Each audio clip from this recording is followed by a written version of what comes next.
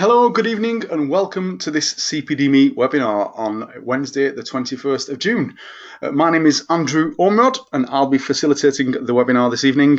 And in the background, we've got Sarah Harris, who will be managing our social media and our questions. So for those people who are new to CPD-me, CPD-me is a social enterprise. We are designed to build and record CPD, whether you are a technician, first responder, nurse, paramedic, advanced paramedic, GP, consultant, regardless of whatever background you are. We've even got some guys on here who build road surfaces, but it makes recording CPD really simple.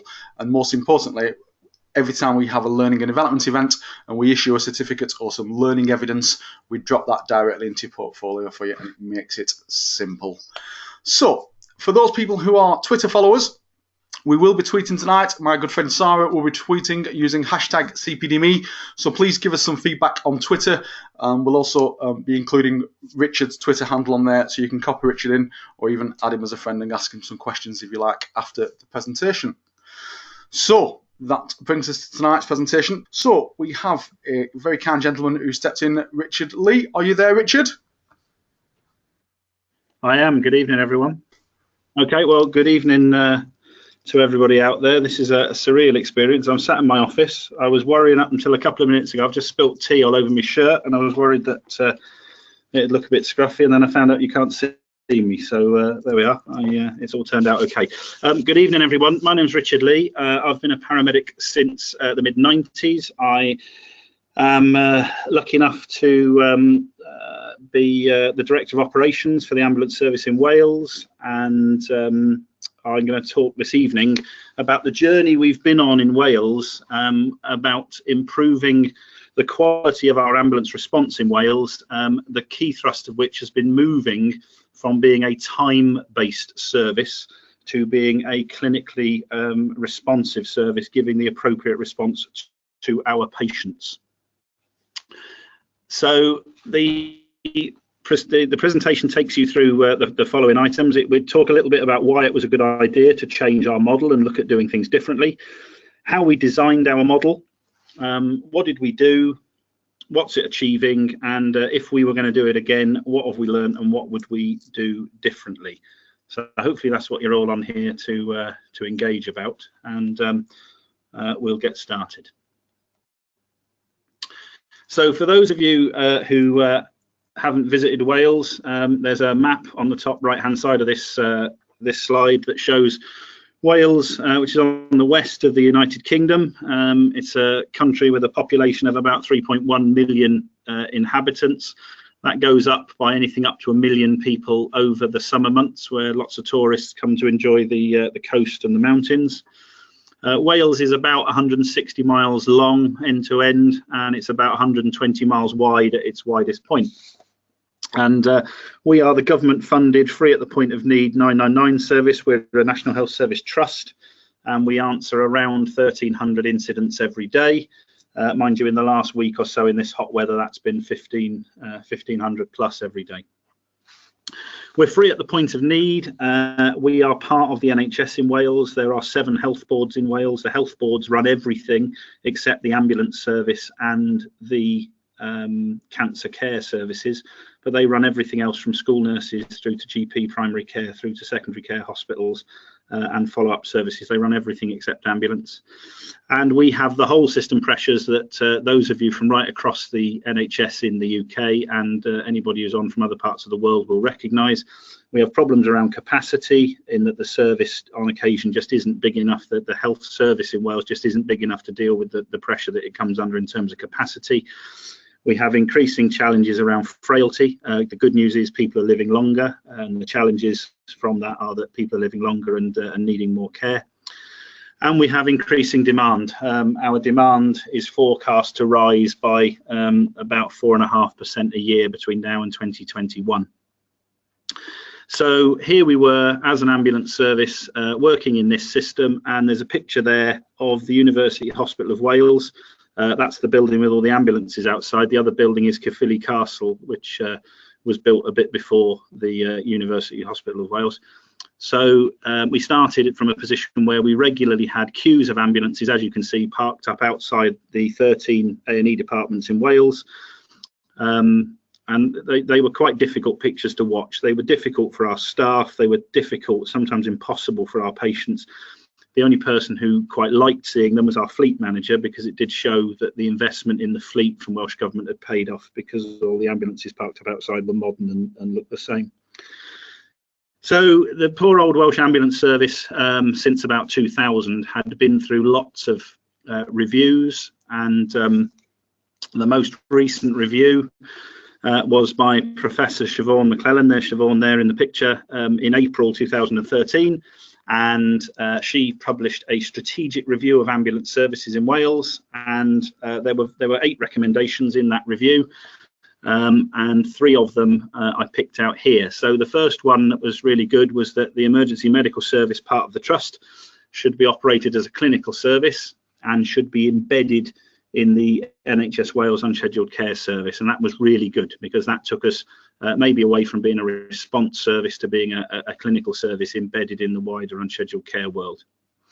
The second recommendation that was really good was number 6 on our list, which was that the workforce planning needed to deliver an upskilled and modernised emergency medical service workforce aimed at enabling autonomy and decision making, and for that insert helping patients navigate the system and getting people to the right care. And then the third recommendation that was really key was recommendation 8, which I've highlighted in red on this slide, which was that the Welsh Government should consider moving away from a primary focus on an 8-minute response standard to a more intelligent suite of targets. Specifically, that they should be designed to help the ambulance service work across the whole unscheduled care system, with an emphasis on patient outcome and experience. And this was brilliant news, because this was taking us away from the crude 8-minute target, which those of you that work in the UK will have grown to be very familiar with. So while all this was going on, the 7 health boards that I mentioned previously, and us as an ambulance trust, have to produce annual plans that go into Welsh Government. The NHS in Wales is devolved. We don't have to do what the government in London do. The money for health is given to the Welsh Government in Cardiff, and they can spend it as they see fit. They can have health policy here in Wales which is different to England. So part of that difference was that the 7 health boards that run everything except ambulance and cancer had to supply their annual plans, and this diagram was from one of the health boards, which I won't name, but it was the one that I showed you the picture of earlier, with all the ambulances outside their main ED. And this picture, when this appeared in the plan, we thought, well, this is good. This is the whole unscheduled care system for that part of Wales, laid out in a very clear, well-labelled diagram. It shows the settings, it shows the services that are on offer, it shows patients moving around the service.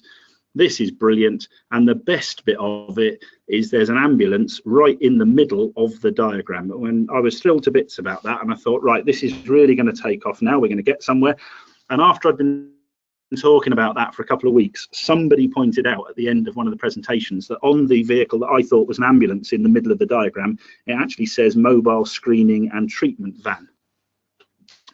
So that was a bit disappointing. So then there was a vehicle above that one, so we thought maybe that was an ambulance, so we checked and that wasn't an ambulance. And then there's a vehicle at the bottom right hand corner, that's a mobile library. There's a vehicle at the top of the picture next to the purple vehicle, that's not an ambulance either. And eventually we found the ambulance on the diagram, and it's outside the A&E department in the top right hand corner. So this was a total disaster, because not only did we see queues of ambulances outside the hospital, but when the health board drew a diagram of their system, they drew the bloody ambulance in outside the A&E department, which was not a great starting point, to be honest. So at the time, back in 2014-15, these were the sorts of headlines that we were attracting: more pictures of ambulances outside hospital. We were being described as truly appalling. We were being held up as the worst performing ambulance service in the UK, slumping at a low point, I think in December 15, to red performance at around 42% in 8 minutes, which clearly was no good for anybody, and brought with it a lot of political pressure and a lot of change within this organisation. Now, of course, one of the problems that we had at the time was we were operating to a clinical model based on the medical priority dispatch system, the MPDS system, where of our 1,100 calls a day, as it was then, about 560 of those a day were red. So we were in a system where we were trying to get to almost 50% of our workload inside 8 minutes. And that led to an awful lot of inefficiency that I'll talk about in a little while, but it also led to clinical outcomes not being considered. So we were sending ambulances in 8 minutes to people with potentially life-threatening symptoms based on very scant triage. So we were in a position where we were trying to get to almost half our workload in 8 minutes, and it didn't matter how much resource we threw at that. We were never going to achieve that target. So at about the same time, the Welsh Government very helpfully came up with the Prudent healthcare model, which is the cartoon diagram at the top of this slide. I've added to it the urgent and emergency care review diagram that those of you that are from NHS England will be familiar with at the bottom, to show that it's a similar but different expression of how to design health policy. Prudent healthcare is a central plank of Welsh health policy, and it talks about the public, the patients and the medical professionals as equal partners co-producing models, and I'll come on to our model in a moment. It talks about caring for the sickest patients first, which is something in the ambulance service I think we understood quite well. And then it talked into maybe a couple of things that we weren't so familiar with at the time. One was doing for patients only what was needed. And that maybe for ambulance clinicians sometimes is a big change of emphasis, because we do like to test everything about every patient. And the last part of it was about reducing inappropriate variation and waste. So we looked at that, and it talked about evidence-based approaches, and that was interesting in ambulance services, because as most of you will know, the body of evidence for ambulance services, whilst growing, is maybe not as developed as it could be. So we thought what we need to do is come up with something that takes this prudent healthcare policy and puts it into an ambulance model. So we sat down and we designed this, which is the ambulance service care pathway. It's a 5-step process, and this really is the foundation on which our current model is built on, and I think the reason why it is so different and so successful. The 5-step model starts rather predictably with step 1, and step 1 is about helping patients choose which bits of the NHS in Wales to use, and that can be dynamically or it can be prospectively. So we are now doing a lot of patient education up front. We're very active on social media. We have a patient involvement team who spend their days going out and hosting events and focus groups and road shows and sessions with patients. But we've also, and I'll show you some more of this later, we've also started engaging with frequent callers. So we're doing an awful lot of work now with people who use the ambulance service regularly. I think the data says you should call an ambulance once every 16 years. And we had one patient when we started looking at frequent callers who had called us 600 times in 1 year. So there was quite a lot of work to do about frequent callers, and I'll come back to what we did about that later on. We're also in step 1, help me choose, doing lots of engagement with high risk groups, and it's sunny in Wales this week, so last weekend and this weekend coming, we've got paramedics travelling in traffic police cars in mid Wales. So we are first on scene when there is an accident. We can get a paramedic to an injured biker really quickly. But in between those events, they will engage with the bikers in car parks with the cops. The cops are the stick and we're the carrot. And it's amazing what effect a paramedic taking a group of bikers through the content of the trauma bag actually has on people's riding behaviour. So that's step 1, and we can talk about that. Step 2 is about answering the call in the control room, making sure the right person answers the phone. We're very lucky in Wales. NHS Direct Wales is part of our service. It's changing at the moment to become 111 Wales. But NHS Direct is part of our service. So we have about 160 nurses on staff and they're very useful in answering low acuity 999 calls and providing resolution for around 50% of those every day over the telephone. We've also got our clinical hub that I'll talk about in a little while as well, but they're also very successful in dealing with low acuity emergency calls and safety netting calls when we're in a position where we've got more calls than we have ambulances. Now, step 3 is really interesting. Step 3 is about coming to see me. So for those patients that we can't deal with over the telephone, we go and see them. But you'll note that it doesn't mention an ambulance anywhere in step 3, come to see me. It just says come to see me, and that's because our ambition is that more and more of those patients won't receive an ambulance. They'll receive an existing health board service which we will dispatch to them. So our ambition is to dispatch community midwives, to dispatch district nurses, and to dispatch mental health crisis teams and other healthcare professionals from the health board to calls that originated as 999 calls. And that will reduce demand on our yellow ambulances and mean that we have ambulances available for life-threatening calls or calls where sending an ambulance is the right thing. And I'll talk a bit more about that later. Step 4 is about giving treatment. Obviously, we want to better give the best evidence-based treatment possible. So that's about our crew configuration and making sure our clinical staff have all the right knowledge and skills. And then step 5 is take me to hospital, because some patients, no matter how successful we are at getting people the right care, there will be patients, as you all know, who need to be put in an ambulance and taken to a hospital. The trick is to take them to the right hospital first time. So we have 13 receiving hospitals in Wales. Only 2 of them are tertiary centres, so we have to make sure we get people to the right hospital, and that's not just STEMIs and strokes. That is increasingly other types of patient, like urology patients, like surgical patients, who aren't received at every one of the 13 receiving hospitals in Wales. So if we go back to 2015, when all this started, this was our model at the time. So what was happening was somebody was calling an ambulance, BT were putting that person through to the ambulance service, we were answering the telephone and confirming the address, and at that point we were dispatching ambulances, because if we didn't dispatch ambulances at the address point, then we had no hope of getting to half of our daily workload in 8 minutes. And it was a bit like wacky races. Quite often we used to dispatch a couple of ambulances and a car, or maybe a couple of cars and an ambulance to get to a call that turned out not to have benefited at all from that 8-minute response. So something had to change. The staff were fed up with multiple responses. About 40% of the red calls at that time weren't travelling to hospital, which was a clear marker of inefficiency, and we were dispatching multiple resources to lots of our calls.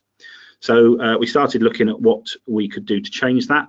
And at the time, you will all remember poor old Professor Keith Willett having to be on the telly in between Christmas and New Year, stood in the car park of one of the ambulance trusts after a letter that he'd written was leaked. And there's some quotes from his letter on this slide. That certainly helped us influence our health minister in Wales that there was a need for change. So we knew we needed to change something, and we had an idea. So the next set of slides just take you through some of the things we did, and they're listed here about how we actually made the change. So the first thing was, well, why was this a good idea? And if my medical director was here, because he's older than me, he can talk you through this slide. But ABBA were in the charts. I can't remember who that is, but it's a West German team winning the World Cup. There was a 3-day week and lots of industrial action in the country at the time, and the middle picture is what an ambulance looked like in 1974, when the model we were operating in 2015 was had its origins. And I think we'd all agree that whilst there's an awful lot of similarities between what those two fine gents were doing in 1974 and what we do today, whilst the basics haven't changed of caring for patients and doing our best for patients, and on occasions providing very fast treatment to hospital, what Reg and Dave were doing in that picture was not a replication of what we were doing in 2015. So the system we were operating was time-based. It was designed in 1974. It was all about 8 minutes, and I don't know about you, but if I have a cardiac arrest, I want somebody to arrive in 2 or 3 minutes, not 8 minutes. All the effort was about stopping the clock. There were no links to any clinical evidence. and we were introducing hear and treat at the time, and our hear and treat clinicians were getting really frustrated that they couldn't successfully hear and treat many cases, because they would get on the phone to a caller, and halfway through the telephone triage an ambulance would arrive on scene, because we'd sent 2 ambulances and a car to try and hit the 8-minute target for that patient. We couldn't do anything with care bundles because nobody was interested about care bundles, because all people asked us was, yes, that's all very interesting, but how quickly did you get there? There were lots of arguments across the UK of when the clock started and stopped for these time-based targets, and it brought about perverse behaviour. So we had the ridiculous scenario where if we took 4 minutes to arrive at a cardiac arrest, provided a fantastic resuscitation, and the patient died, that was a success. If we got to a cardiac arrest in 11 minutes, provided a adequate resuscitation, and somehow the patient survived, that was a terrible failure, and that just didn't seem right. We should be running ambulance services to provide the best outcomes for patients, and time is a component of that, but it shouldn't be the measurement. And of course, as I said previously, we were sending stacks of resource to all these calls. So we were sending 1.4 resources to each red emergency call across the 24-hour period of the day. We were doing that about 500 times a day. And in Cardiff and Swansea, which are our 2 metropolitan areas, we were sending 2 resources to every red call as a minimum. So the amount of resource we were eating up was ridiculous. And that meant if you were a red patient, you got an ambulance and a car. If you were a green patient, you waited ages and ages and ages, because all the resources were tied up servicing the red demand. The cartoon on that slide is just to show that, of course, the challenge we had was trying to redesign the system whilst it was still running. So the other thing that made this a good idea was you saw the picture of Dave and Reg there from 1974. And whilst they were doing a great job back then, and we should remember our forefathers and be grateful for what they did for the profession, things are very different now. So paramedics are registered, we've got the college paramedics, we've got career framework. It's not like it was in 1974, and we needed to stretch our professionals and recognise that. So this was the model that we came up with. We wanted it to be simple, so we came up with a red, amber, green model.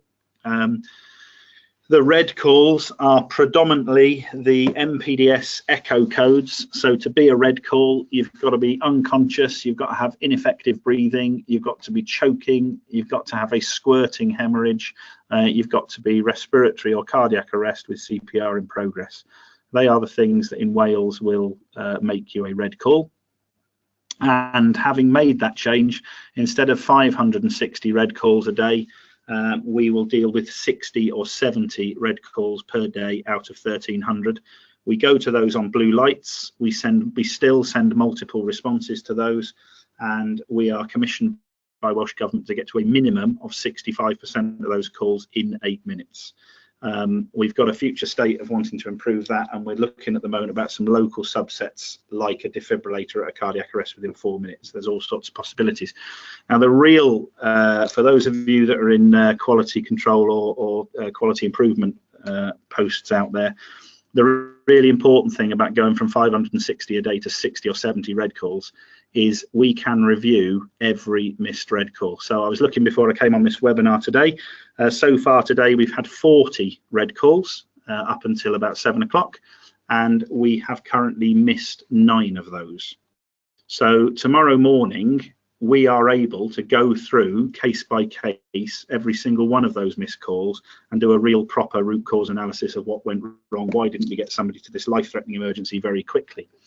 We couldn't do that in the old model, because if we had 560 red calls and we missed 110 of them on any given day, it just was not feasible to go through 110 missed calls.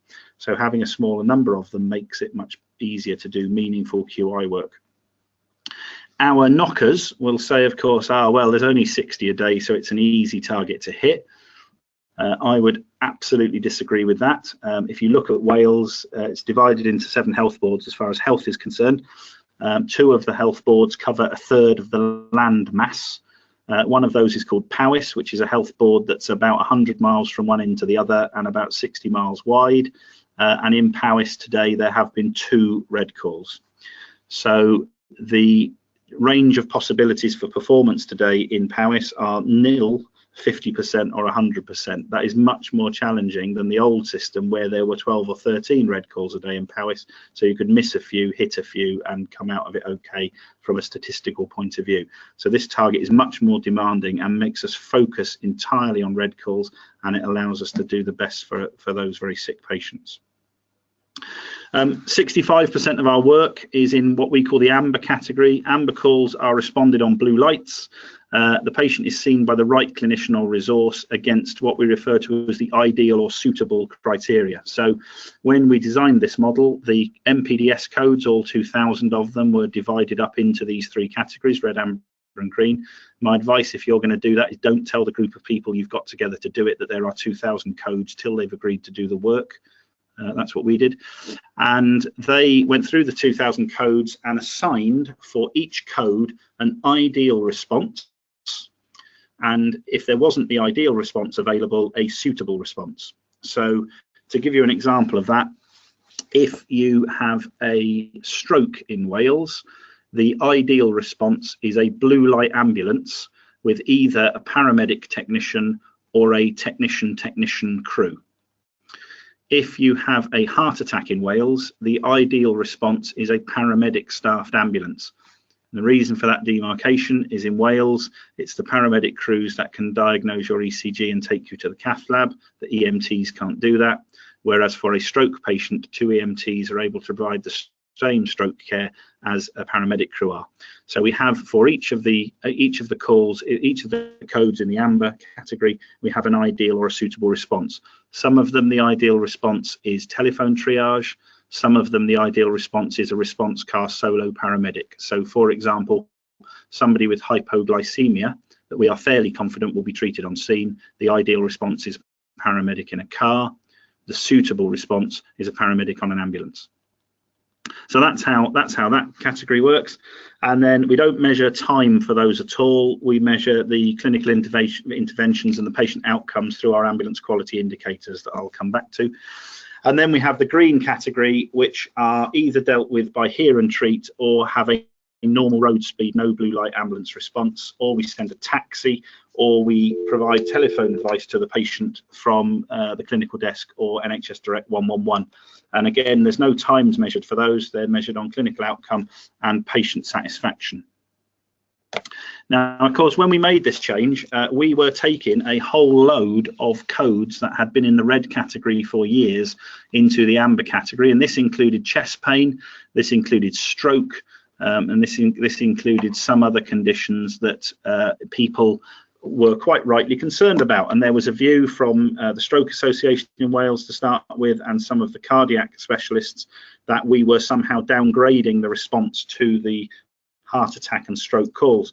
And we had to work quite hard to explain that an ambulance only really has two speeds. It has the speed it travels when it's on blue lights, and it has the speed it travels when it's not on blue lights. And there's not a great difference between the two speeds. And when it's rainy or snowy or dark, it doesn't matter whether you're traveling on blue lights or not, the response takes longer. And there is no turbo button. It's not the Starship Enterprise where you can press a button and suddenly be in warp factor 8 or 9 and you're off to this call. So we had to try and explain that if somebody is having a heart attack, the ideal response is an ambulance on blue lights with a paramedic on it.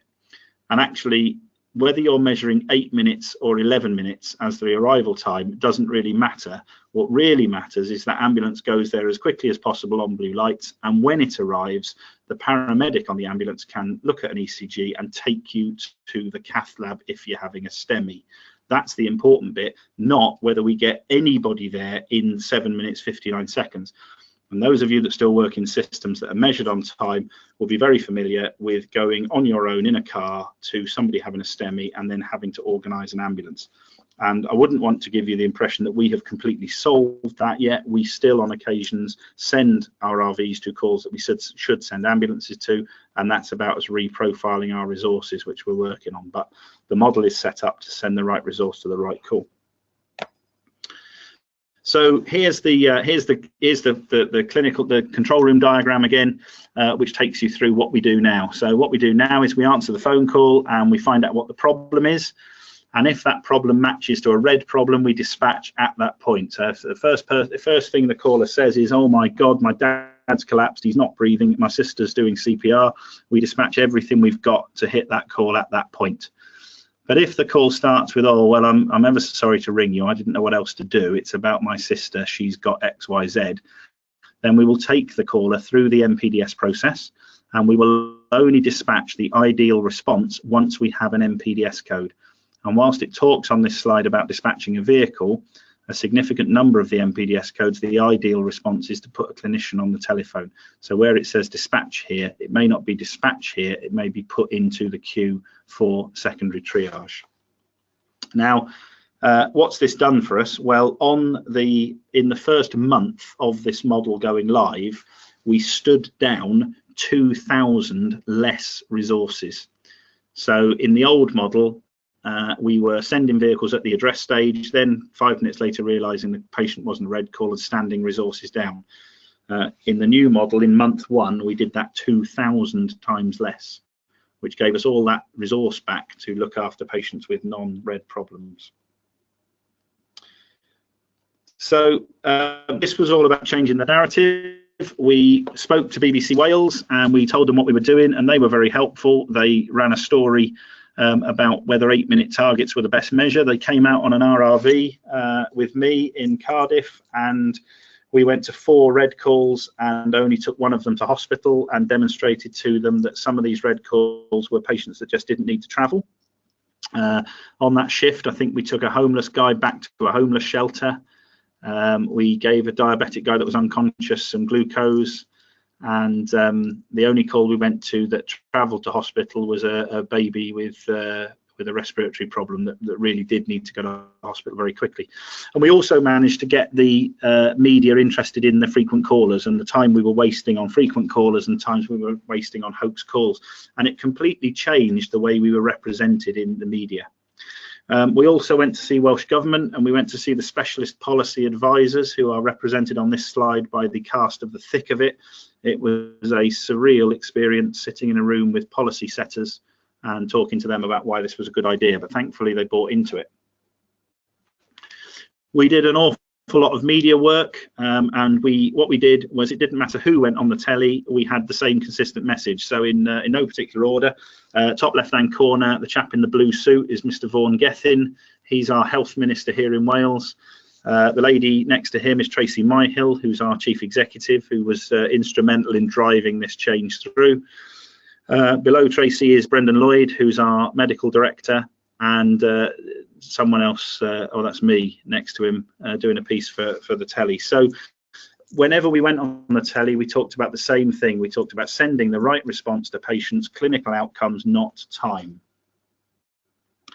We used lots of data, and we produced some data about what we thought would happen, which is the red side of the diagram, and what was happening in the blue side of the diagram. And luckily that all turned out to be true. And here is December 15 to March 2017. So if I talk you through this slide, this is quite interesting. So the red line at the top is our red performance. The model started in October 15, and October, December and January we consistently outperformed as far as red went what anything we'd ever done before.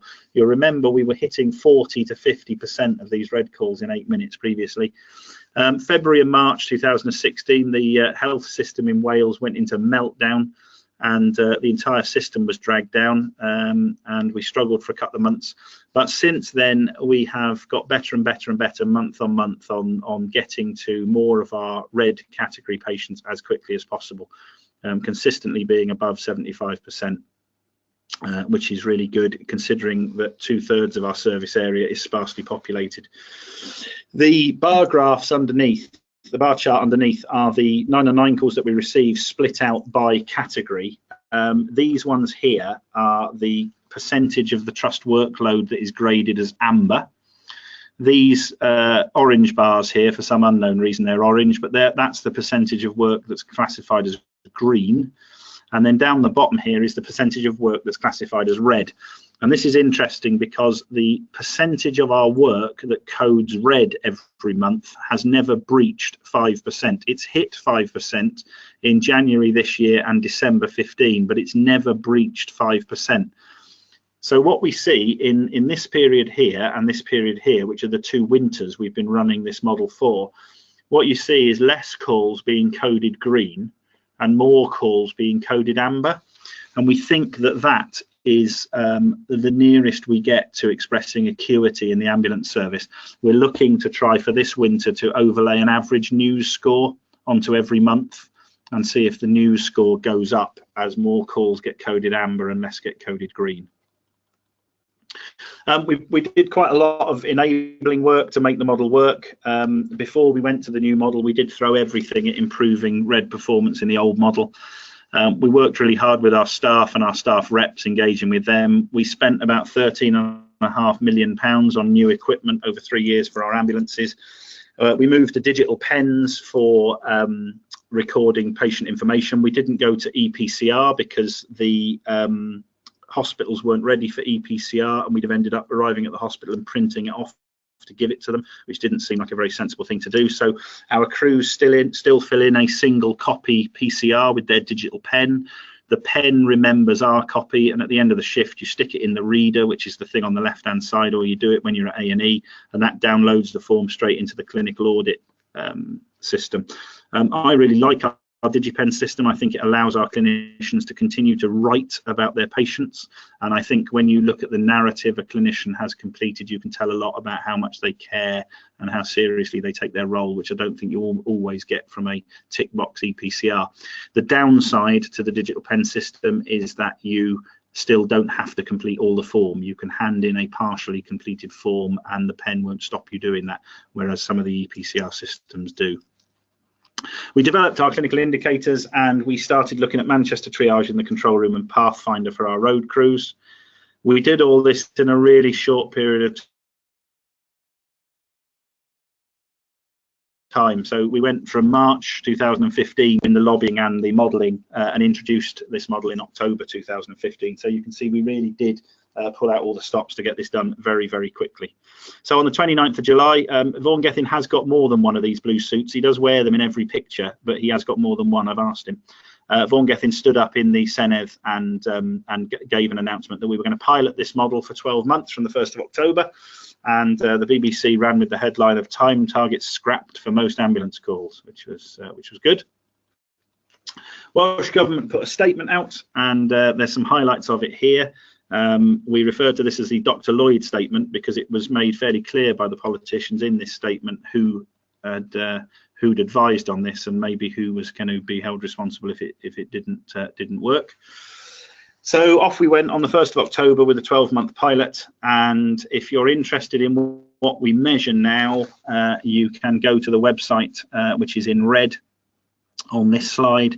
The Emergency Ambulance Services Committee publish a quarterly 20-page briefing of our performance, both clinical and operational, across loads of different metrics. I think we're the most transparent ambulance service in the world, from what I can see of the information that we put out. So if you're interested in that, if you Google Emergency Ambulance Services Committee, you can see the quality data. So what does the future look like for WAST? Well, the future looks like doing more work over the telephone and an ever increasing demand pattern, as I said at the beginning. We're doing some work about identifying people most in need, and we're using the triage sieve, which along with most other UK ambulance services, and that's now identifying about 70% of our red calls at the opening part of the call. But even with all that, I talked at the beginning about the demand and capacity review. We were still 341 staff short of staffing our rotas. So we had a series of meetings, and we decided that we weren't going to get 341 more staff in the current public purse, so we could try and reduce demand. And people said, well, you know, has anyone ever reduced demand? Those of you that have worked in the UK for a while will remember this campaign that ran while I worked for London Ambulance Service. A St John's Wood crew stood next to a taxi driver, trying to help the public understand which one was a taxi. The interesting thing about this campaign is while it was running, demand on the ambulance service actually went up, because I think we reminded people that ambulances were available. So have we ever really reduced demand? Well, actually, I would say in Wales now we have. This is our frequent caller programme. There's two sets of data here. We track our frequent callers in 4-month cohorts. So the data on the left-hand side of this slide, the health board names are on the left-hand margin. So if you take the first one, Abertawe, Bro or Ganwg, which to those of us that aren't from Wales is Swansea, in the ABM area in June last year, the top 10 999 callers in ABM called us 82 times in June between them. We put them into a cohort. We appoint a lead clinician from the ambulance service. That lead clinician chairs MDTs with the health board, their GP, their substance workers, their mental health team, their obstetric people, their pain specialist, whoever it is we need, the police, the health and social care sector from the council, whoever we need there. And you'll see that the same 10 people that called us 82 times in June called us 15 times in July, 13 times in August, and 9 times in September. So between June and September, we reduced those patients' use of the ambulance service from 82 calls to 9 calls. And I'm sure you'll agree that is reducing demand. Just to prove that wasn't a fluke, I've put September to December's data on here as well. If you take the same health board area again, ABM, September 57 calls from a different set of the worst 10 callers that time, reduced to 6 by December. So we really are driving down demand from our frequent callers, and our clinical desk and the MDTs are how we do that. Hear and Treat continues to increase throughout the trust. This is data up until December last year. As you can see, about 3,000 incidents a month being resolved over the telephone. So, you know, 2 and a bit days work being wiped off of ambulance response by our NHS direct teams and our clinical desk teams. We just had funding from Welsh Government to double the size of our clinical desk team. We've also put some of our clinical desk team into the South Wales Police Control Room. South Wales Police are the biggest of the 4 police forces in Wales. They call us the most often. They called us 25,000 times last year to go to various incidents. And by putting a nurse or a paramedic in the police control room for this period was November and December, which was the autumn rugby internationals and the Christmas party season. As you can see, in November, we put 84 hours of cover into the police control room and stopped the dispatch of 79 ambulances and released 51 police patrols that would have been stood waiting for an ambulance that wasn't coming for a very long time. And in December, we put 105 hours of cover in and stopped 120 ambulances and released 74 police patrols. So on the strength of this trial last year, we've now established clinicians in the North Wales Police Control, and in September, we go live with clinicians in the South Wales and Dyfed-Powys Police Control Rooms. Been doing the interviews for that the last couple of days. So that's a really good thing to do to bring our demand down.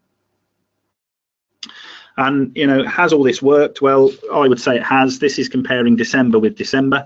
And what you will see is in December 15, we dealt with 38,700 incidents and we took 18,900 to hospital. Last December, we dealt with nearly 42,000 calls and took 500 less people to hospital. So somewhere, all these little things we're doing meant that 3,349 cases were managed differently. And we're really proud of that in Wales. So I'll probably say at that point, thanks very much for listening, and I'll hand back to Andrew, who's out there in the ether somewhere, unless he's nodded. I've been some places before, Richard, but never in the ether. Absolutely fantastic presentation. I've just sat here literally staring at your screen thinking, wow, what an absolutely amazing change. We have got some questions lined up. Sarah, are you there? Yes, I'm here. There's just a couple of questions at the moment. Have other countries or trusts turned to your 5 steps for guidance or on their review? What is the difference in percentage from red calls to then and now? I think you've answered that, but what other trusts have sort of approached you about your review? So the Scottish Ambulance Service have introduced a very similar model. We worked quite closely with Scotland. The Scottish Ambulance Service have slightly more codes in their red category than we do. So in Scotland, I think the red category accounts for about 7% of their demand, whereas for us, as I said, it's 5%. We're talking to Northern Ireland at the moment, who are looking at how they take their model forwards. We've got Western Australia coming to see us on Monday. We've got Southern Ireland coming to see us on Tuesday next week. And we've done some work in Canada. We've presented at a couple of conferences in Canada, and we've got the Niagara Regional Emergency Ambulance Service coming to see us later this year. Of course, in England, there is the Ambulance Reform Project. We have sat on the groups for that and provided some advice based on our experience. And some of the changes that are being trialled in England at the moment are very similar to what we have done. Interestingly, in England, of course, there is still the time-based measurement, even though there's a desire to be more clinically focused. Okay, thank you. One of the, it was Jonathan asked about mental health services and how obviously we're getting more mental health calls, how you've addressed that within this new model. So we've got a couple of approaches to mental health. So there's a huge amount of our work has a mental health component to it, being it a contributory factor or being it an incidental finding of a patient with another problem. What we've tried to steer away from in Wales is the crisis car approach with a police officer and a nurse and a paramedic driving around together in a car. The feedback we had from some of our mental health service users was that when someone's suffering a mental health crisis, they don't really want an ambulance outside their house. They certainly don't want a police car outside their house, and they probably don't want another vehicle pulling up outside their house with a police officer and a paramedic on it. What they need is to be helped by a mental health crisis team. So we have put our efforts in Wales into trying under step 3 of our 5-step model, the come to see me step, in getting the existing mental health services to see the mental health patients that use 999 or 111 as the way into health. Now, interestingly, the most successful area for this is Cardiff, where about 85% of the patients that we refer to the mental health pathway are managed by the mental health pathway over the telephone. So we don't need to dispatch an ambulance to see them, or if we do dispatch an ambulance to those patients, they are managed by a mental health professional. That's seen a reduction in the number of 136 arrests across Wales, which has got to be a good thing, because being arrested under section 136 isn't the right solution either. And it also frees up the police to do police work rather than looking after patients. It's a bit of a hobby horse of mine, the mental health patient situation. You know, if we went to somebody who'd broken their leg playing football and said, right, there is no space in A&E, so we're going to put you in a police cell for 12 hours till a space becomes available in A&E, quite rightly there would be absolute outrage about that. Unfortunately, there doesn't seem to be the same outrage when a mental health patient is put in a police cell because there's no mental health provision. So we've worked very hard. We're not there yet in all health board areas, but we're getting there to make sure that mental health patients are treated by a mental health crisis team, not an ambulance crew and not the police. Okay, thank you for that. Andrew, there's no more questions been submitted. I don't know whether you want to put a show of hands up, see if there's any that way. There's one from Philip, which pretty much just asks that same question that yes, Richard just answered. So if anybody does want to ask Richard a question live, now's your opportunity to pop your hand up, and if I can see a little microphone by the side of your name, I will open up your microphone to ask Richard a question. Nobody. Well, not to worry. If you do have any questions, you can always, as anytime, send us an email, and we'll pass that on to Richard, and hopefully he'll respond to you by email if we need to. So, for those people who have been here for 80% of the live webinar, you will get a certificate and a copy of the recording that will drop automatically into your CPD profile within CPD.me, and you will also get an email with that. It will drop into your dashboard, and then all we ask that you do, please, is just jump in there and reflect upon your learning experience from tonight, and also what you've learned from Richard's great presentation. Just point out some webinars that I've got booked in for the next few months. In July, we've got interaction in groups, how to get the best out of people, and that's, I think Dr. Mike Davis is presenting that. The 24th of August, e-learning and the challenges of new technology. We'll tend to find out most of our learning is done online. I know this week, within my ambulance trust, I've had to sit and do a couple of online modules. to meet the trust requirement. So we are seeing a big move now towards new technologies of learning as opposed to sat in a classroom. I do miss the old buffets in the classroom, if I'm honest with you, but we seem to be moving away. On the 6th of September, we have a clinical leadership within an NHS Ambulance Service trust, and that's presented by one of our consultant paramedics, Dan Smith. And on September the 13th, we have Leading with a Coaching Style, and that's presented by Beckett from Consulting. That is the last two in September are booking up really, really quickly. And so what I would do is jump over tonight onto cpdme.com/webinar and book onto those free learning and development events because they are booking up really quickly. I had a conversation this morning with the guys who are running the Emergency Services Show down in Birmingham this year on the 20th and the 21st of September. Two good things happening this year. We have got a supersized stand, and the reason for that is we are doing all the CPD certificates for all the learning delegates. So there's over 63 CPD certified learning and development seminars, and what you're going to get is a learning and development passport that once you've been to one of these webinars you get stamped. So you collect your passport stamps and then you can bob over to our stand, jump onto one of the touchscreen terminals, and you can get all your certificates and substantiating evidence for them learning and development events. And so a massive cooperation between ourselves and the Emergency Services Show. And again, if you haven't registered, you can do so at emergencyuk.com or just Google search ESS 2017, and best of all, it is free because we all love free. All that leaves me to say is thank you very much indeed, Richard Lee, for tonight's presentation. We've all really enjoyed it. Thank you. You're very welcome. Thank you, everyone. And thank you very much to my colleague in the background, Sarah Harris. You're very welcome, Andrew. And for those people who are going back to work, please stay safe. For those people who are at home and relaxing, go and pour yourself a nice cup of tea, relax, and enjoy the rest of the evening. Thanks and good night.